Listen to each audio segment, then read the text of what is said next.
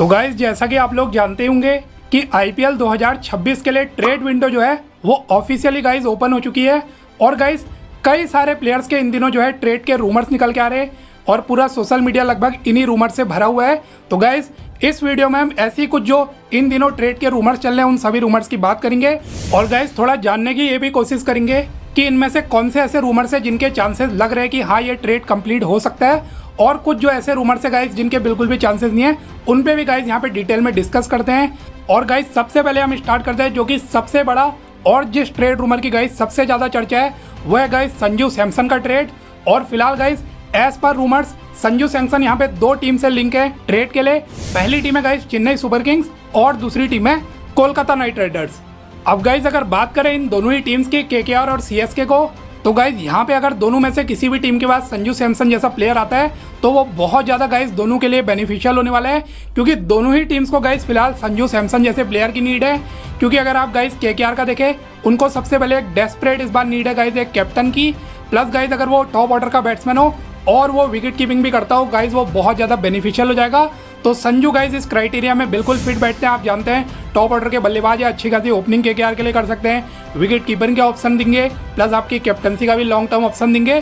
तो गाइज संजू तो मेरे अकॉर्डिंग केकेआर के लिए एक बहुत बेनिफिशियल डील हो जाएगी अगर वो ट्रेड इनका क्रैक कर लेते हैं।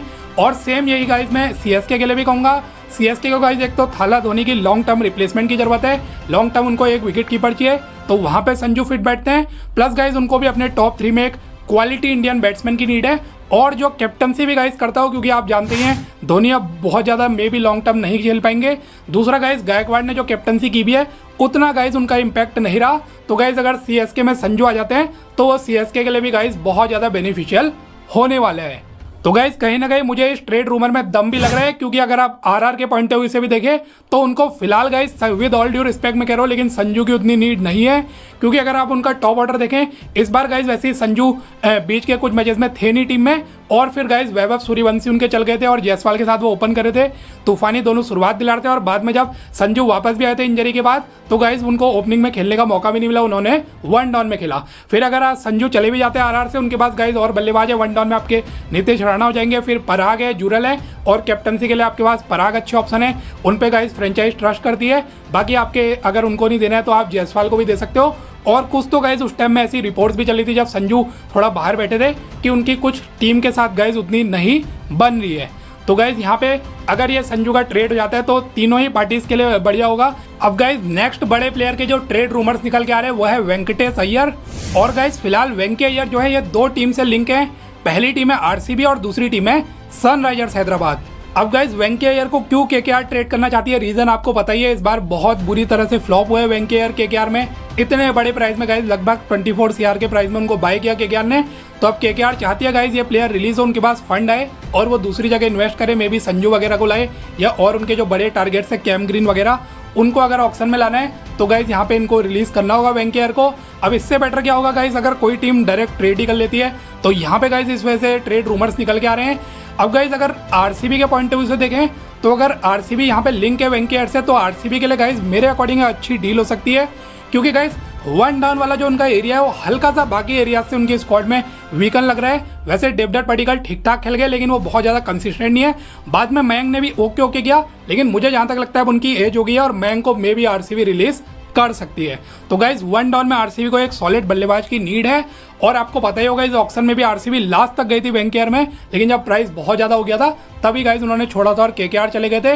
तो अगर वेंकी अय्यर गाइज आरसीबी में आते हैं वन डाउन में मुझे लगता है सक्सेसफुल हो सकते हैं। केकेआर में बहुत नीचे आ रहे थे, नंबर 5 में आ रहे थे तो बहुत इंपैक्ट नहीं डाल पाए, लेकिन जहाँ पे वो टॉप ऑर्डर में भी केकेआर में पास्ट में आपने देखा होगा खेले गाइज, तो वेंकी ने वहाँ पे अच्छा परफॉर्म किया है। तो मुझे ऐसा लगता है अगर आरसीबी के पॉइंट ऑफ व्यू से देखिए अच्छी डील होगी और केकेआर के लिए भी अच्छी डील होगी। अब देखना ये होगा कि आरसीबी वो बजट कहाँ से फ्री करेगी अगर उनको इतने बड़े प्राइस में ट्रेड इन करना है वेंकी अय्यर को। दूसरा गाइज वो लिंक है सनराइजर्स हैदराबाद से। अब अगर एसआरएच के पॉइंट ऑफ व्यू से बात करें वहाँ पे ऐसे रिपोर्ट्स निकल के आ रहे हैं कि एसआरएच गाइज वेंकी अय्यर के बदले Ishan Kishan plus cash deal यहाँ पे देना चाहती है। यानी कि वेंकी अय्यर का प्राइस आप जानते हैं लगभग 23.75 CR है, ईशान किशन गाइज लगभग 11.5-12 CR के हैं, या if I am not wrong 11 के हैं, इतने ही प्राइस के हैं। प्लस उसमें गाइज उनको कुछ 10-11 CR और कैश देना होगा। तो मुझे जहाँ तक लग रहा है गाइज ये डील जो है एसआरएच के पॉइंट ऑफ व्यू से गाइज उतनी अच्छी नहीं लग रही है यहाँ पे। क्योंकि अगर आप देखें तो ईशान किशन ने ऑल्दो उनका सीएन एसआरएच में उतना अच्छा नहीं किया, लेकिन बाद के मैचेस में गाइस वो फॉर्म में आ गए थे और शुरुआत के पहले मैच में उन्होंने सेंचुरी भी मार दी। तो मुझे जहाँ तक लगता है गाइस बाद के मैचेस में उन्होंने दिखाया कि वो केपेबल हैं। तो एसआरएच जो है नंबर 3 पोजीशन में ईशान को एक और मौका इस बार दे सकती है। प्लस गाइस वो आपके बैकअप विकेट कीपर भी होंगे क्लासिन के अलावा। अगर आप वेंकी लाते हैं, अगर डायरेक्ट खाली ईशान के साथ वेंकी को स्वैप करना है, एक्सचेंज करना है, तब तो सही है। लेकिन अगर आपको ईशान भी देना है गाइस, फिर आपको 10-12 CR का कैश भी देना है, वो मुझे लगता है गाइस बहुत ज़्यादा घाटा होने वाला है एसआरएच को। क्योंकि फिर भी अगर आपको इतना कुछ करना ही है, 10 CR एक्स्ट्रा भी देना है, तो इससे बेटर तो आप ईशान को ही रख लीजिए। क्योंकि तो अगर ये वाला जो रूमर गाइस मुझे लग रहा है, जो ईशान और वेंकी का स्वैप वाला लग रहा है, इसके मुझे चांसेस गाइस बहुत ज़्यादा कम लग रहे हैं। अब गाइस जो तीसरा इन दिनों ट्रेड रूमर चल रहा है वो है रिलेटेड टू ग्लेन मैक्सवेल। क्योंकि गाइस इस बार ग्लेन मैक्सवेल आप जानते हैं पंजाब किंग्स में फ्लॉप ही साबित हुए। जो शुरुआत के 6-7 मैचेस वो खेले, उसके बाद गाइस वो इंजरी की वजह से टूर्नामेंट से बाहर हो गए थे। और बाद में देखा होगा आपने, पंजाब को उनकी बहुत ज़्यादा कमी भी नहीं खली गाइस, उनके बिना भी पंजाब ने अच्छा खासा कोप कर लिया था। तो गाइस यहाँ पे पंजाब चाहेगी वो 4-4.5 CR का उनका जो प्राइस है उनको यहाँ पे गाइस रिलीज किया जाए या उनको ट्रेड वगैरह किया जाए, जिससे गाइस उनके पास एक डिसेंट ऑक्शन बजट आ जाए, जिससे वो और एरियाज में अपना स्ट्रेंथन करने में लगाए। तो यहाँ पे गाइस जो ग्लेन मैक्सवेल है वो 2 टीम से ट्रेड के लिए लिंक है। पहली टीम है गाइस CSK और दूसरी टीम है गुजरात टाइटंस। अब गाइस जहाँ तक मुझे लग रहा है इस रूमर में थोड़ा सा दम जरूर है, क्योंकि इन दोनों टीम CSK और GT को ग्लेन मैक्सवेल टाइप के प्लेयर की जरूरत है। अब अगर CSK के पॉइंट ऑफ व्यू से देखें तो गाइस उनको मिडिल ऑर्डर में एक ताबड़तोड़ पावर हिटर वाला बल्लेबाज तो चाहिए ही, जो काइंड ऑफ फिनिशिंग भी कर सके। और दूसरा गाइस वो अगर मैक्सवेल वहां पे आता है तो गाइस वो स्पिन से भी चेपॉक में काफी हैंडी पिक साबित हो सकते हैं। तो दो काम करेंगे तो गाइस CSK के लिए एक अच्छी डील हो सकती है। प्लस गाइस GT को भी यहाँ पे मिडिल ऑर्डर सॉलिड इस बार करना ही है, क्योंकि आपने देखा रदरफोर्ड गाइस डिसेंट खेले लेकिन बहुत इंपैक्ट नहीं डाल पाए। और बाकी गाइस शाहरुख खान और तेवतिया भी बहुत ज्यादा कंसिस्टेंटली इस बार रन नहीं बना रहे थे, और फिलिप्स को तो आपने मौका ही नहीं दिया, उनको तो ट्राई भी नहीं कर रहे थे। तो गाइस वहाँ पे GT को भी मुझे लगता है कि जरूरत है एक सॉलिड मिडिल ऑर्डर बैट्समैन की। और ऑल्दो मैक्सवेल अभी 2-3 ईयर से फ्लॉप रहे हैं, लेकिन गाइस अभी आपने MLC वगैरह में देखा होगा अच्छा कर रहे हैं, और ऐसा हो सकता है उनकी फ्रेंचाइज चेंज हो तो वहाँ पे वर्क कर जाए। अब गाइस जहाँ GT से तो ऐसे रूमर्स निकल के आ रहे हैं कि यहाँ पे एक प्लेयर बाय प्लेयर का स्वैप हो सकता है, जैसे कि GT जो है ग्लेन फिलिप्स को पंजाब में दे देगी और पंजाब जो है मैक्सवेल GT में दे देगी, और ये भी मेरे अकॉर्डिंग गाइस अच्छी डील हो सकती है। और CSK के साथ गाइस इनके जो रूमर्स निकल के आ रहे हैं वो डायरेक्ट कैश के आ रहे हैं। तो कहीं ना कहीं गाइस इस वाले जो ट्रेड रूमर है उसमें मुझे दम लग रहा है, और पॉसिबिलिटी हो सकती है कि ये यहाँ पे ट्रेड डील हो जाए। अब गाइस नेक्स्ट बड़ा रूमर जो निकल के आ रहा है वो है ऋषभ पंत के ट्रेड का। और इन दिनों गाइस इस रूमर्स की भी काफ़ी चर्चा है कि ऋषभ पंत को जो है LSG ट्रेड करने वाली है। और गाइस मुंबई इंडियंस और एक टीम और है दिल्ली कैपिटल्स, ये दोनों टीम जो है गाइस ऋषभ पंत को ट्रेड करके अपनी टीम में लाने में इंटरेस्टेड है।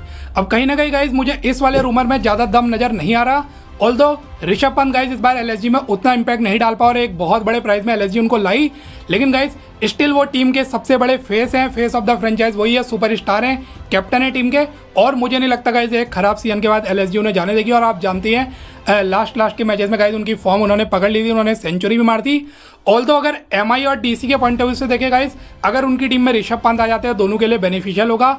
DC को गाइस पंत की कमी खली है, एक सीजन पंत DC से जा चुके हैं, एक सीजन पहले तक वहीं खेलते थे, और गाइस अक्सर जो है इस बार उतना कैप्टनसी से इंपैक्ट नहीं डाल पाए। और DC का कहीं ना कहीं लोअर मिडिल ऑर्डर या मिडिल ऑर्डर उतना स्ट्रांग भी नजर नहीं आ रहा था, उनको पंत की नीड है। MI को भी गाइस पंत चाहिए। हार्दिक के साथ उनको एक और सॉलिड इंडियन मिडिल ऑर्डर का बैट्समैन की जरूरत है। तो गाइस ये दोनों टीम्स के लिए तो अच्छी डील होगी अगर पंत इनकी टीम में आते हैं और ये बदले में ऐश ट्रेड करके पंत को ले आती है। लेकिन LSG के पॉइंट ऑफ व्यू से गाइस मुझे नहीं लगता ये डील पॉसिबल है, और ये रूमर गाइस एकदम मुझे फेक नजर आ रहा है। अब गाइस एक फाइनल रूमर की बात करें तो वो गाइस चल रहा है Liam Livingstone to Mumbai Indians या फिर LSG। और मुझे गाइस इस रूमर में थोड़ा दम लग रहा है, क्योंकि अगर आप देखें एक तो RCB guys most probably Liam Livingstone को रिलीज करने का देखेगी, उनका परफॉर्मेंस नहीं आया, तो ऐसा हो सकता है गाइस MI और LSG दोनों ही यहाँ पे लियाम लिविंगस्टन के पीछे जाए या उनको ट्रेड करने का देखे, अपनी टीम में लाने का देखे। क्योंकि गाइस इन दोनों ही टीम्स को जो है सॉलिड मिडिल ऑर्डर बैट्समैन की जरूरत है। LSG को फिनिशर चाहिए, सॉलिड मिडिल ऑर्डर बैट्समैन चाहिए, और गाइस MI को भी जैसा मैंने अभी बताया कि उनको भी हार्दिक पांड्या के साथ एक और सॉलिड मिडिल ऑर्डर बैट्समैन की जरूरत है, हार्दिक पांड्या और नमन धीर के साथ। तो मुझे ऐसा लगता है गाइस यहाँ पे पॉसिबिलिटी हो सकती है। अब देखते हैं गाइस ये होता है या नहीं, बट यहाँ पे चांसेस लग रहे हैं। अब आपके अकॉर्डिंग गाइस इनमें से कौन सा ऐसा ट्रेड है जिसके होने की पॉसिबिलिटी सबसे ज़्यादा हाई है, आप कमेंट सेक्शन में बता सकते हो। और ऐसी वीडियोस के लिए आप चैनल को भी सब्सक्राइब कर सकते हो।